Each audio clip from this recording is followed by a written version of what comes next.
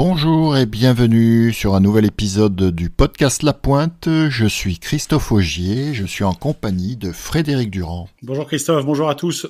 Cette semaine, l'épisode est consacré aux résultats du championnat de France élite sur la deuxième journée et les résultats en Coupe d'Europe, à suivre le parcours du Pays d'Aix qui s'est rendu à Belgrade pour le tour préliminaire de la Champions League.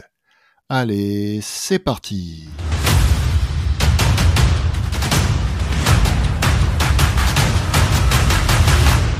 Sixième épisode de notre saison 2 du podcast La Pointe, et cette semaine est consacrée à des résultats, donc que ce soit au niveau du championnat de France élite masculin, mais également les premiers résultats en Coupe d'Europe où le Pays d'Aix était en lice dans un tour préliminaire pour la Champions League.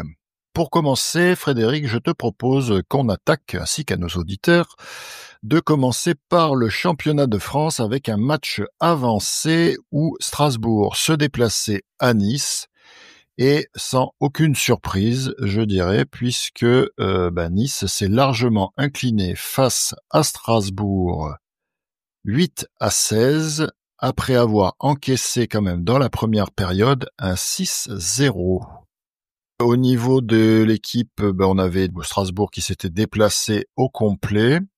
L'homme en forme actuellement, hormis Hugo Fontani, qui est toujours bien présent dans son but, on a quand même Martin Gardasevic, qui avait aussi participé au dernier championnat avec son équipe nationale, puisqu'il avait été sélectionné par l'entraîneur Savic, et là, qui inscrit 4 buts dans ce match, accompagné de nombreux buteurs, puisqu'on a Luka Rubashvili, Adam Mehdi, Julian Valletta, Adam Furman, qui inscrivent un but chacun, Stéphane Vitran qui en met 2, Sasa Micic 2, Pierre Chandieu 2 et Kouyasic 2. Côté niçois, beaucoup moins de choses à se mettre sous la dent. La nouvelle recrue Tissaï qui marque 2 buts, la pointe Sirovic 2 buts, Samuel Balatz 2 buts et Kutovic 1 but accompagné de Carpentras. Nice qui a souffert dans sa piscine, petite deuxième période égalité, 4 partout, mais le match à 10-4, Strasbourg qui était venu la veille pour préparer ce match et qui vient s'imposer facilement.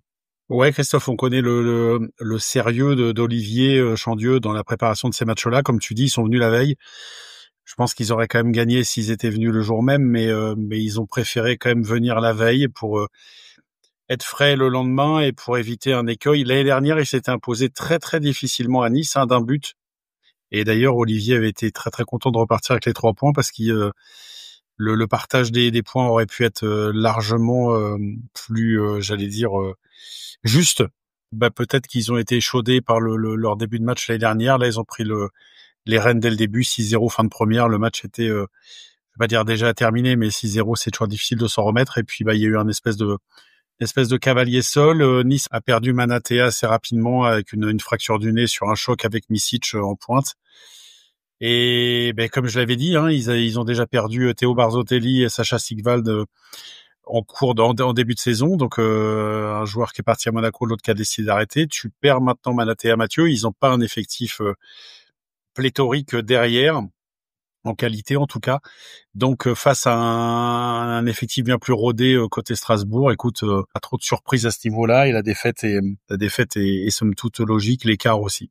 Complètement, pas de surprise, et on l'a dit, Nice qui va batailler en fond de classement avec Douai, Bordeaux, Taverny, peut-être 7, donc on verra ce deuxième niveau de championnat, voire troisième même on avait dit. On verra si Nice arrive à s'extirper de ces quelques rencontres-là et à prendre de précieux points pour éviter d'être dernier ou avant-dernier comme la saison passée. Deuxième match de cette journée, on avait donc Marseille qui accueillait Montpellier en fin d'après-midi. Comme on pouvait s'y attendre aussi, Marseille qui s'impose 21-10, il y avait 11-2 à la mi-temps.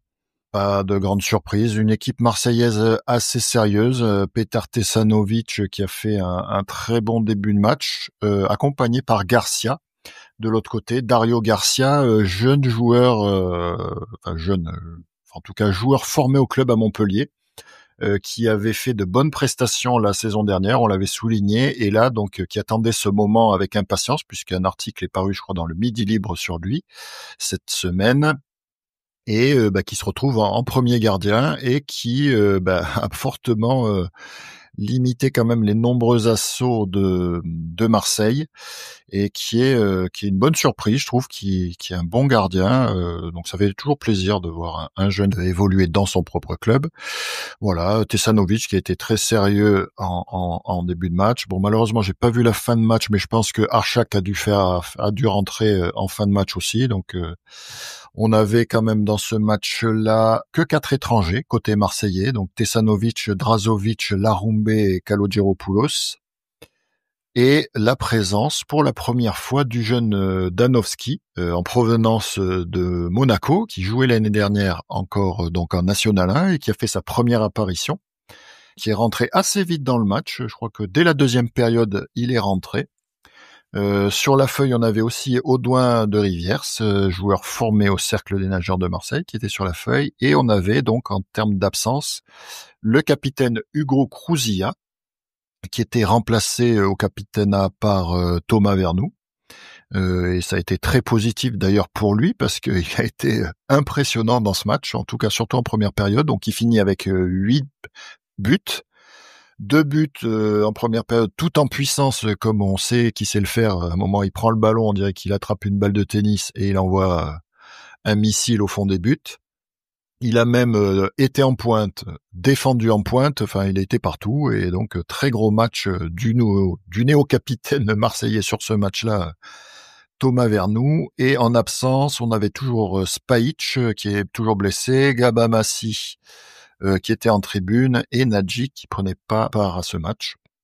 Côté montpelliérain, on avait la pointe Stojanovic qui était présente, donc nouvelle recrue, qui prend bien sa place en pointe, mais une fois que la balle arrive, c'est beaucoup plus compliqué. Bon, c'est vrai que Marseille défend plutôt bien, ça revient très vite. Bonne présence de Canovas au début, qui est vite rentré et qui a marqué un but assez rapidement. On avait Andrea Denardi, qui était dans le set de base. On se posait la question plusieurs fois, savoir s'il allait jouer cette saison, parce que l'effectif marseillais est très complet. Et il était cette fois-ci dans le set de base et il a fait un bon match. À noter aussi qu'on avait un duel de monégasque. On avait Agrefilo de l'autre côté aussi, ancien joueur de Monaco, et qui en plus a marqué son premier but en élite contre Marseille. Côté montpelliérain. Et puis qu'est-ce que j'avais noté d'autre dans ce match? C'est à peu près tout. Voilà, Montpellier qui en deuxième période revient un peu au score, puisque comme je l'ai dit, ça se finit 21-10. Voilà, c'est un peu plus serré, mais bon, je pense que Marseille avait relâché largement la pression, et Montpellier qui remporte la dernière période 4-3. Mais voilà, Marseille qui a fait tourner son effectif, pas de surprise.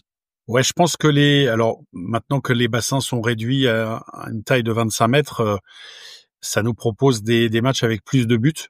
Mais je pense que Milos Stepanovic sera peut-être pas forcément satisfait des 10 buts encaissés, parce que bon, il faut pas se mentir, hein, Marseille va vraisemblablement survoler le championnat cette année, et qu'ils ont des ambitions européennes. Donc il faut trouver le bon dosage pour lui entre mobiliser tout le monde. Alors il peut pas jouer avec 7 étrangers en championnat, fort heureusement. Il est obligé de faire un espèce de turnover, de garder tout le monde mobilisé. Mais je pense que les 10 buts, je sens faire un jeu à Montpellier, mais quand tu prends 10 buts contre Montpellier, tu peux en prendre 13, 14, 15 contre des grosses cylindres européennes, et ça devient plus difficile de gagner les matchs quand tu encaisses 15 buts. Ouais, match sérieux. Je sais pas pourquoi Hugo était pas là. Je me posais la question de savoir quand le jour où Hugo ne serait pas là, qui hériterait du capitanat. On aurait pu penser que ça allait être Mike ou quoi, mais c'est un signe de confiance quand même de le donner à Thomas. Et écoute, pas grand chose à relever entre une équipe qui est là en rodage pour préparer ses échéances européennes. On en parlera après. Et puis Montpellier qui a pas fait pas de figure, hein. 21-10, il y a 10 buts d'écart évidemment, mais c'est pas non plus une humiliation. Et Pali Hermès, qui met ses 4 buts encore, qui est toujours là, toujours présent, le Hongrois, l'ancien Niçois parti à Montpellier. Et puis oui, ce duel de jeunes monégasques l'un contre l'autre, c'était petit clin d'œil des jeunes pousses qui grandissent. Et puis écoute, Marseille qui poursuit son début de championnat tranquille. Dario Danovski qui a malheureusement pas fini le match parce qu'il a pris 3 fautes. Donc je pense que quelques erreurs de jeunesse. Côté buteur, on a Laroumbé 1 but, Denardi 2 buts, Vernou 8, Drazovic 2, Boué 2, Bodegas 2, Van Peperstraat 2, qui a fait un bon match aussi, qui a un peu plus pris sa chance au tir et que ça a été payant pour lui. Kalogeropoulos 1 et Canovas 1. Côté Montpellierin, tu l'as dit, on avait Pal Irmes à 4, Mustur, toujours présent, même s'il rate un premier penalty lorsqu'il y avait déjà 2-0 pour Marseille, ou 1-0 même, je sais plus. Donc arrêté par Tesanovic. 3 buts pour lui, Agrifilo 1 but, Krekovic, l'ancien Rémois 1 but, accompagné de Leovix, bon il a pas marqué mais ancien Rémois aussi dans cette équipe montpelliéraine, et Marcel Spilaert pour les buteurs. Alors Montpellier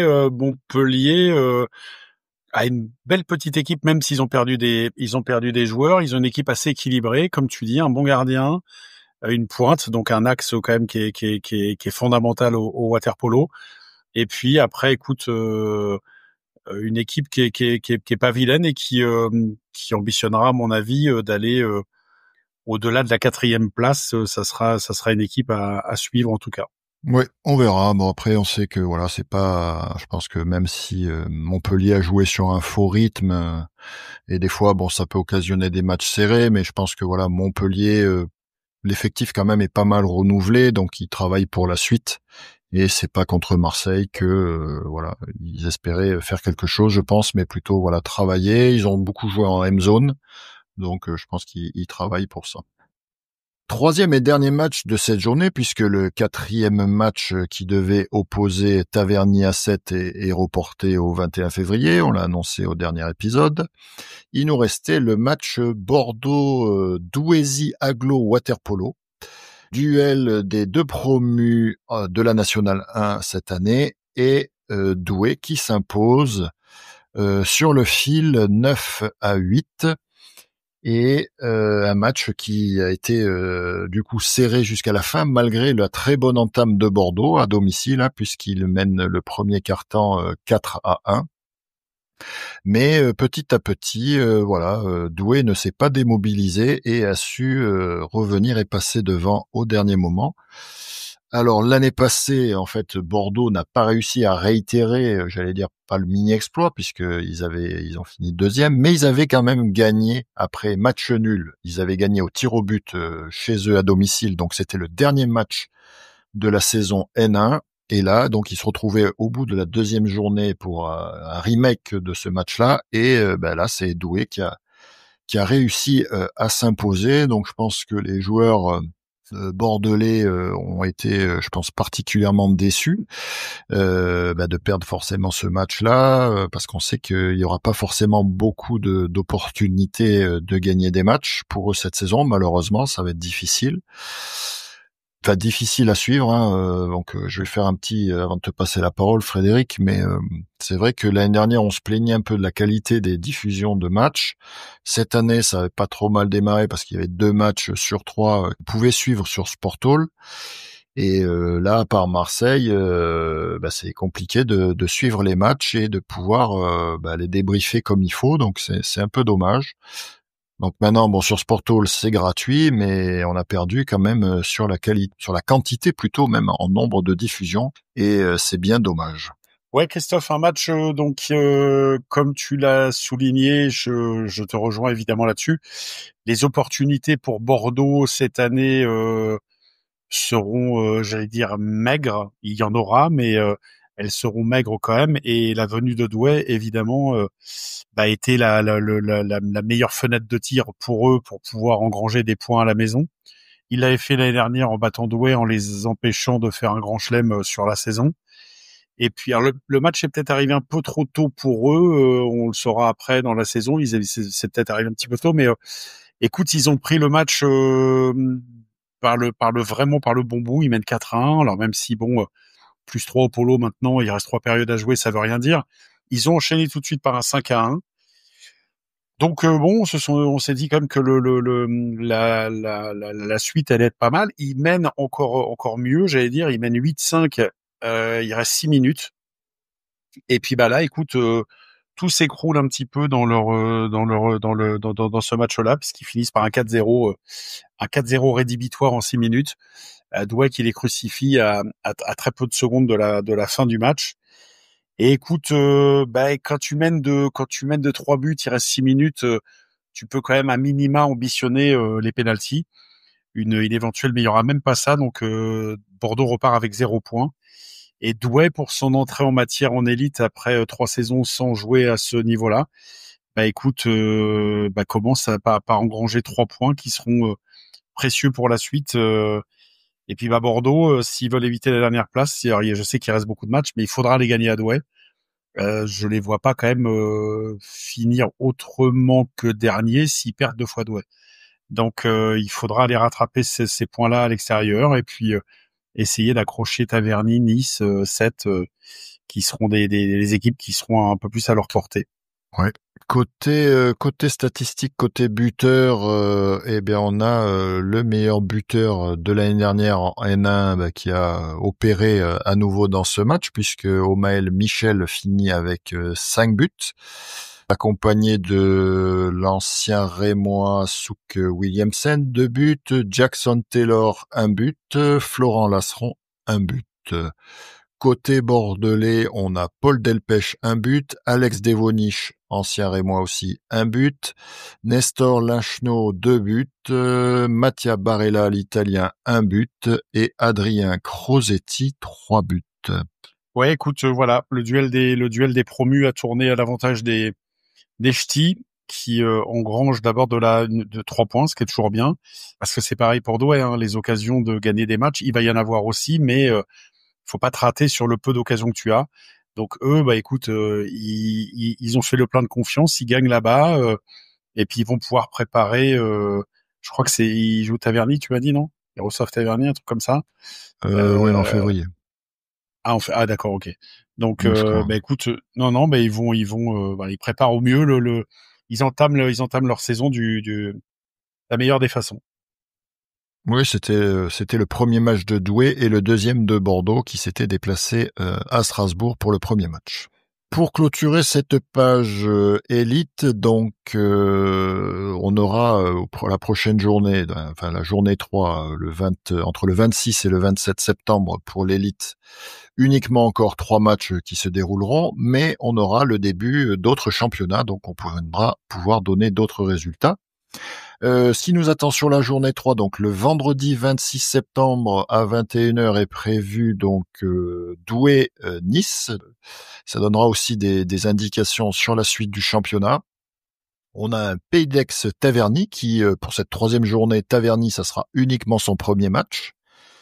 Et on aura aussi un match intéressant entre Strasbourg et Montpellier aussi qui permettra plutôt de confirmer ou infirmer un peu ce qu'on a vu jusqu'à présent côté strasbourgeois et Montpellier qui fera son deuxième match. On passe à la page européenne. Donc, on l'a dit en introduction, un club était concerné par un tour préliminaire de Champions League. Le Pays d'Aix Natation, donc, qui se déplaçait à Belgrade. Et malheureusement pour eux, 3 grosses défaites, des valises bien chargées pour revenir de Belgrade, puisque on va le dérouler un peu au fur et à mesure, mais donc ils perdent le premier match 23-10 contre les hôtes de Belgrade. Belgrade qui était, rappelons-le, vice-champion d'Europe, même si l'équipe a beaucoup bougé, puisqu'ils perdent notamment leur entraîneur. Mais pas que. Belgrade qui a pris un très bon départ pour démarrer donc ces 3 jours de compétition, où Aix a lutté un petit peu en début de match puisqu'il ne perdait que jusque là 4-3, mais Ensuite, ça a été un peu la déferlante serbe, puisque tout de suite ils ont creusé l'écart avec 2 buts consécutifs, donc portant le score à 6-3. Et ensuite, cette déferlante au deuxième quart-temps qui leur coûte très cher, puisqu'ils encaissent un 5-0. Ils ont en tout mis un 10-0 au Pays d'Aix Natation, et là vraiment pour le coup à ce niveau-là, c'est rédhibitoire, donc ils ne pouvaient plus rien espérer de ce match, et donc s'inclinent 23-10 pour leur entrée en matière de qualification pour la Champions League. L'équipe de Novi Beograd qui a perdu en finale contre Ferencváros à Malte au mois de juin. Donc ils sont amputés quand même des 2 joueurs grecs, les 2 joueurs majeurs Skoumpakis et Vlachopoulos. Ils ont perdu Gadamasi qui est parti donc à Marseille. Ils ont perdu Živko Gocic, l'entraîneur, qui était quand même quelqu'un qui c'était pas prévu quand même dans le casting, j'allais dire, de départ, que Belgrade soit en finale à nouveau cette année. Donc ils ont perdu beaucoup, c'est pas la même équipe. Et alors Aix non plus, hein, c'est pas la même équipe, mais je voyais pas Aix s'imposer à l'extérieur. 23-10, c'est un peu cher quand même, parce que bon, moins 13, ça pique. Ils étaient pas favoris. On peut sur ce match-là, j'allais dire, voilà, la logique est respectée, même si l'écart est lourd. Oui, et donc pour cette première journée, donc on va quand même rappeler le groupe, hein. Ils étaient dans un groupe de 4, donc il y avait Belgrade, Primorac Kotor et le Steaua Bucarest, et donc le Pays d'Aix pour faire ce premier groupe. Donc dans le deuxième match de cette soirée, donc il y avait juste un Primorac Kotor Steaua Bucarest qui se conclut par une victoire de Kotor 15-12, où les Monténégrins n'ont pas vraiment été inquiétés dans ce match, hein, puisqu'ils ont même mené de 5 buts, donc il était difficile d'imaginer que le Steaua allait revenir, et donc on gérait la fin du match tranquillement. Le match se finit donc à 3 buts, Mais Kotor, sans Christophe, forcer. Kotor, c'est une équipe qui a été valeureuse l'année dernière, hein. Ils sont tombés dans une poule de mémoire avec Savone. Ils ont perdu dans leur poule dans la deuxième poule, ils ont perdu 2 matchs au penalty. Et bon, les penalties, on sait que ça sourit pour l'un pour l'autre. S'ils avaient gagné ces 2 matchs-là, ils pouvaient prétendre éventuellement à se qualifier.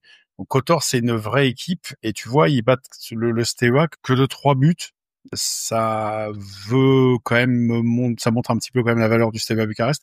Quand tu organises un tour de Coupe d'Europe comme ça à 4, souvent le premier match, quand tu joues à la maison, tu joues l'équipe qui est censée être la plus abordable, et puis tu laisses les 2 autres s'expliquer pour observer un petit peu.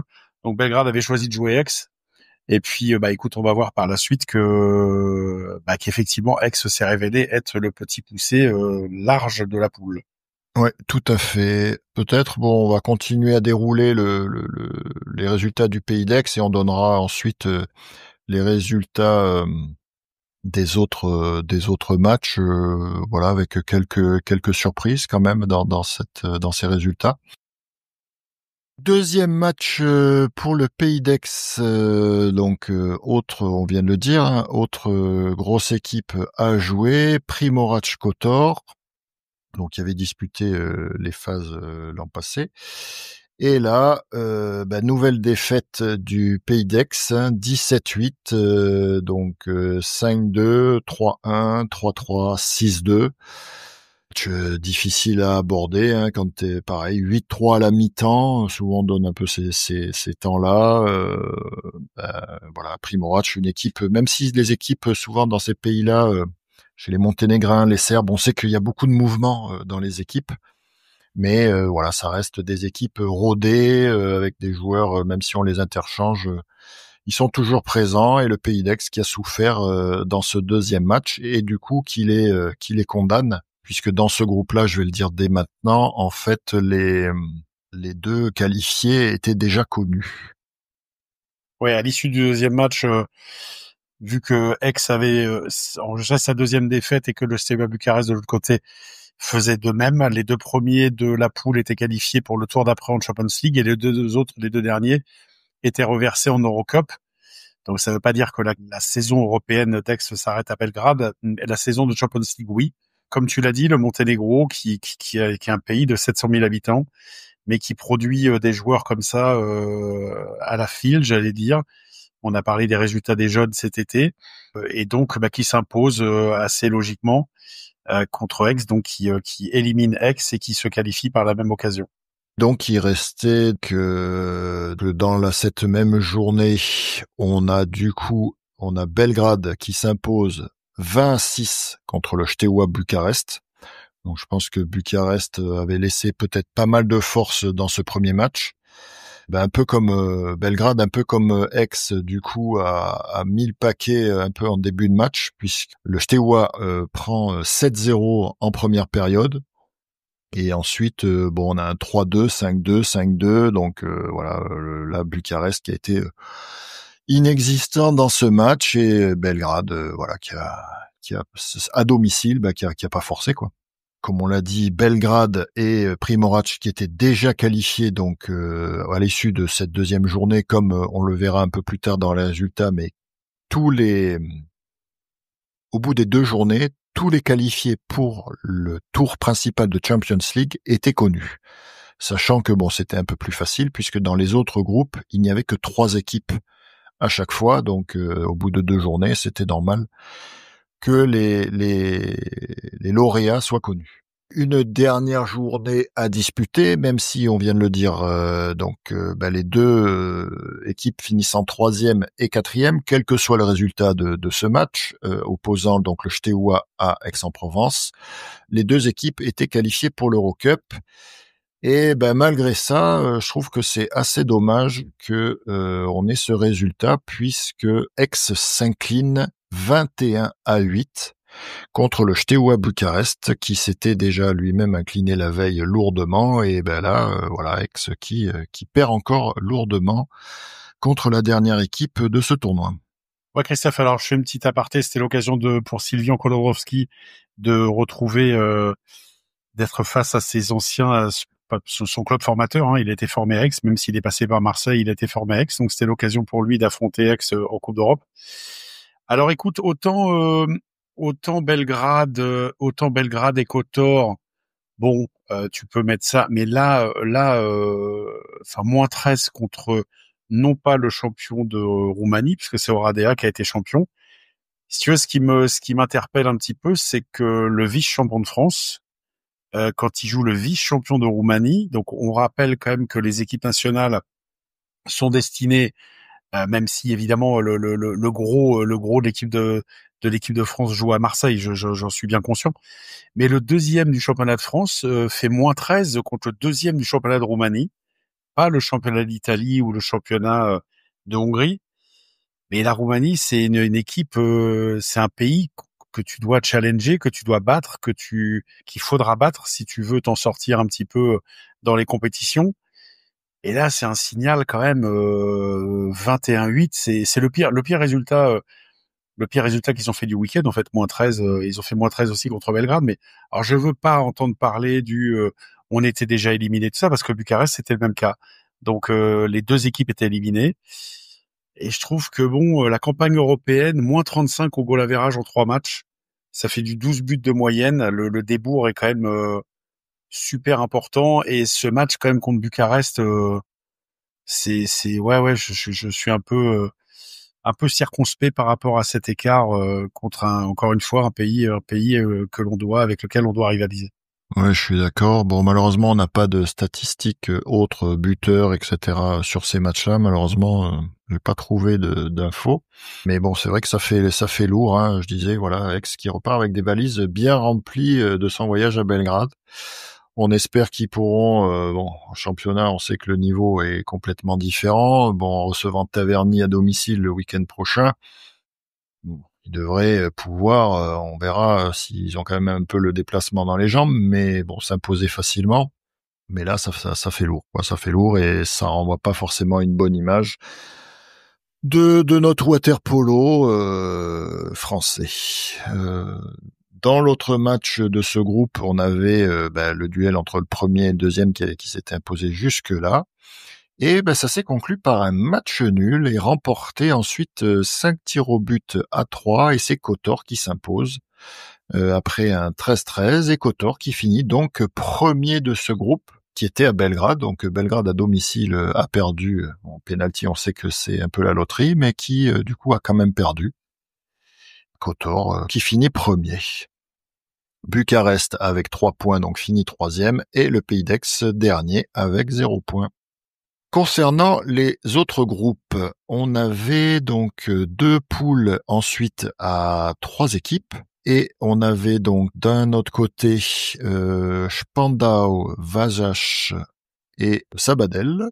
Et dans le groupe C, on avait donc Mladost, Brescia, Vouliagmeni. Donc vu comme ça sur le papier, que des belles équipes, hein, Vasas, Sabadell, qui était l'année dernière déjà dans le tour principal de Champions League. Spandau, je sais pas, non, je crois pas qu'ils y étaient.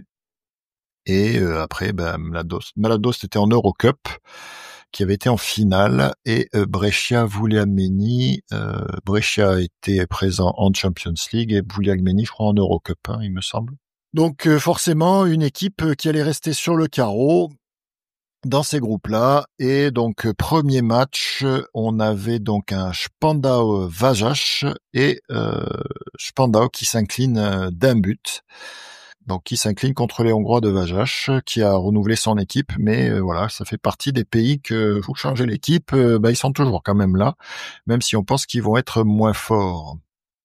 Et autre match de cette soirée, donc Vouliagmeni, qui s'incline contre Brescia 13-15, après avoir encaissé quand même un 4-0 dans la deuxième période, même s'ils reviennent avec un 4-1 en troisième, mais voilà, Vouliagmeni n'a pas réussi à gagner ce match. Ensuite, deuxième soirée pour ces équipes-là, donc on avait un Sabadell-Spandau, et malheureusement Spandau qui s'incline à nouveau d'un but et qui se retrouve du coup éliminé, donc voilà, par le plus petit des scores, 2 fois -1, et malheureusement ça ne pourra pas leur permettre de se qualifier. Et de l'autre côté, Mladost Vouliagmeni, où Mladost s'impose 16-4. Donc un peu petite surprise quand même de l'ampleur de l'écart, mais je crois qu'on en avait parlé dans un épisode de la saison 1, Mladost qui ambitionne quelque chose au niveau européen et qui avait reconstruit un petit peu son équipe en renforçant son équipe justement par rapport à ça. Non, c'est sûr que Mladost veut renouer un peu avec son illustre passé, hein. C'est un club qui a dû gagner 6 ou 7 Coupes d'Europe des clubs champions, comme on l'appelait à l'époque. Mais quand même, 16-4 contre Vouliagmeni. Vouliagmeni, c'est quand même toujours, année après année, le vice-champion de Grèce. Il y a une académie, ça forme beaucoup. Alors, ils perdent des joueurs parce que ils se font un peu piller par les clubs un peu plus fortunés, Olympiakos, entre autres. Mais 16-4, c'est 16-4, tu vois pas le ballon, quoi. C'est une belle petite tôle à l'ancienne. Je m'attendais pas du tout à ce score-là.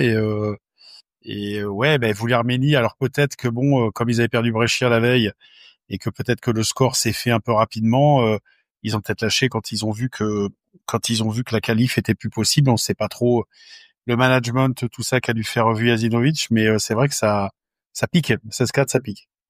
Ouais. Et après, tu attendrais sûrement pas non plus, mais Mladost qui confirme ce bon résultat de la veille en s'imposant pour son deuxième match contre Brescia 18-8.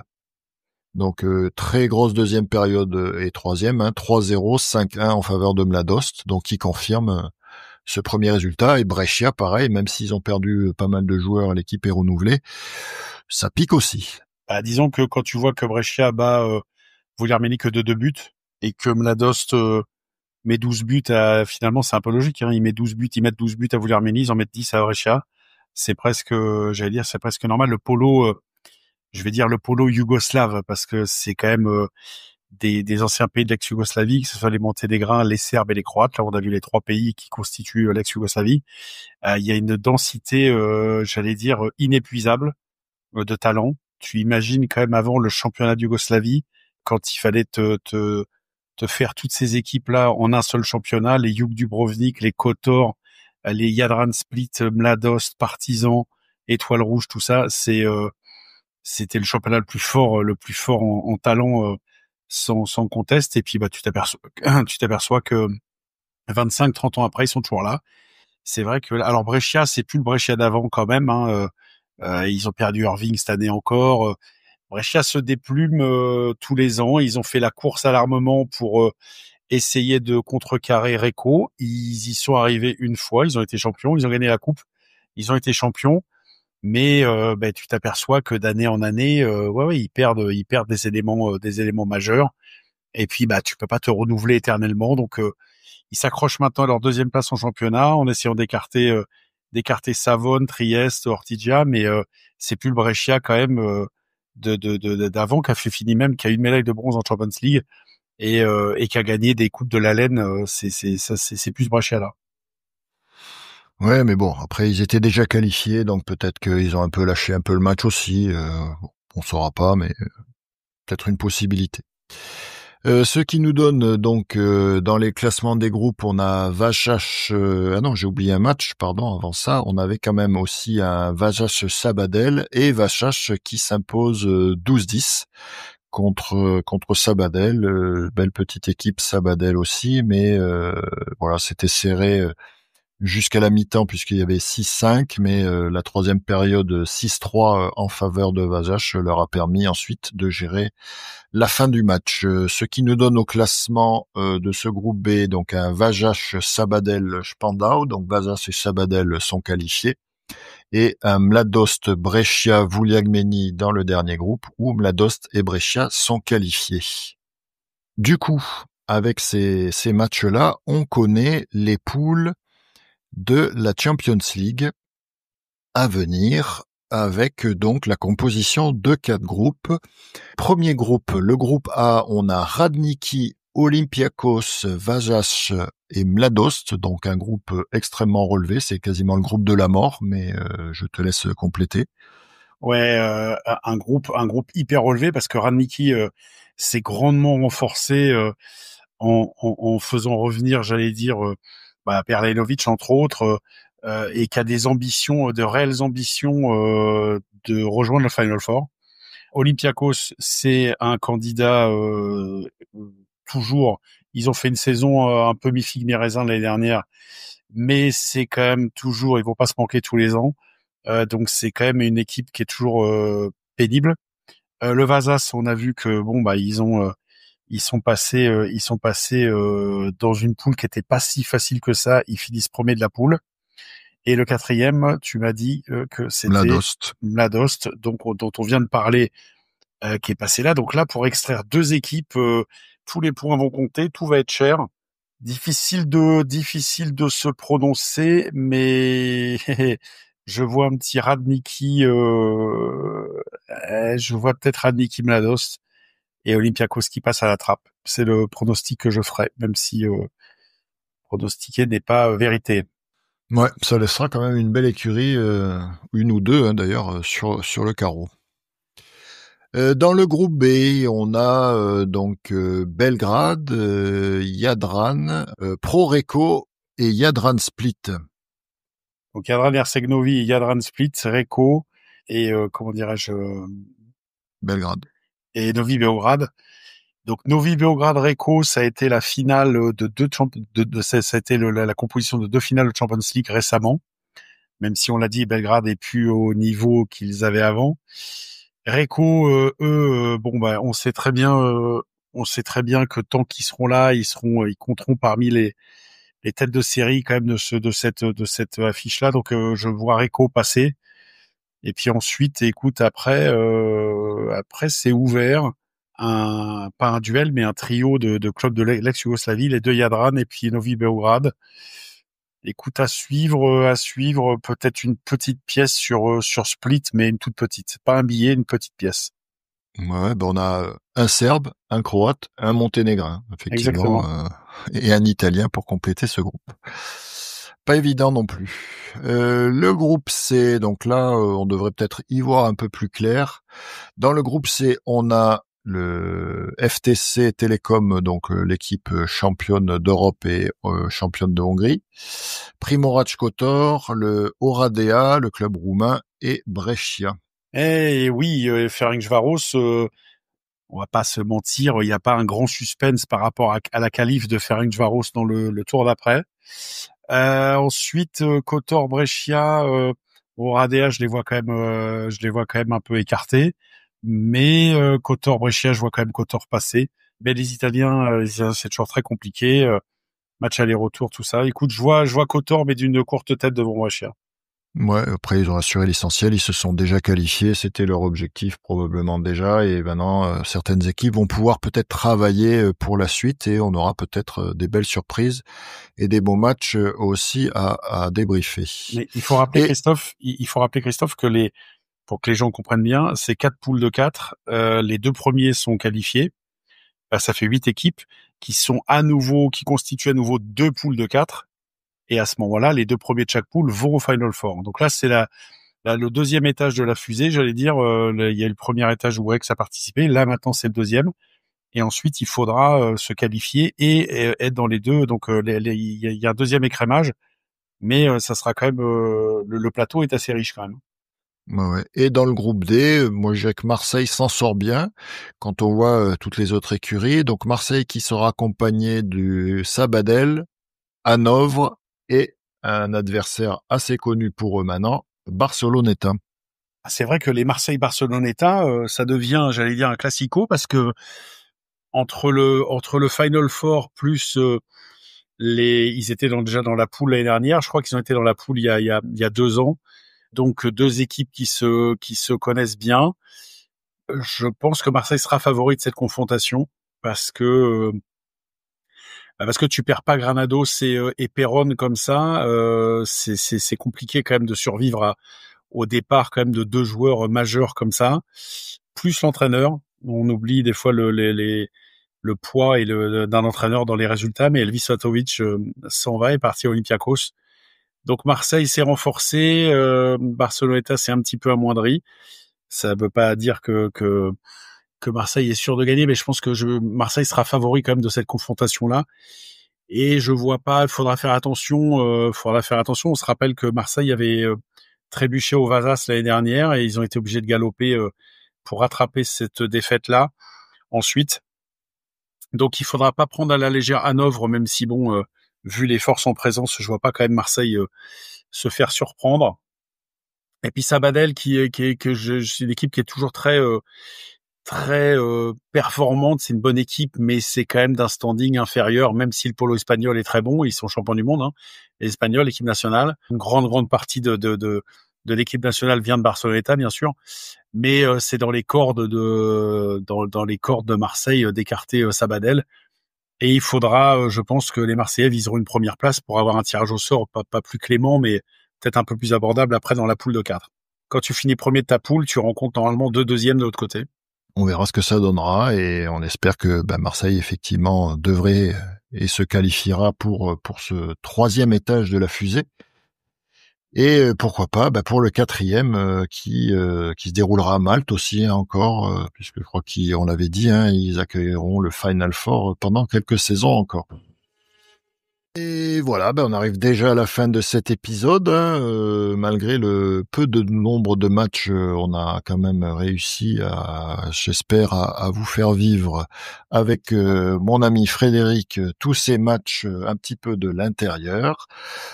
On se donne rendez-vous déjà dès la semaine prochaine pour un nouvel épisode. À bientôt. À bientôt, merci. N'hésitez pas à nous laisser vos commentaires. Si l'épisode vous a plu, vous pouvez noter l'épisode, le partager et pour ne pas manquer les prochains, pensez à vous abonner. À très vite sur La Pointe.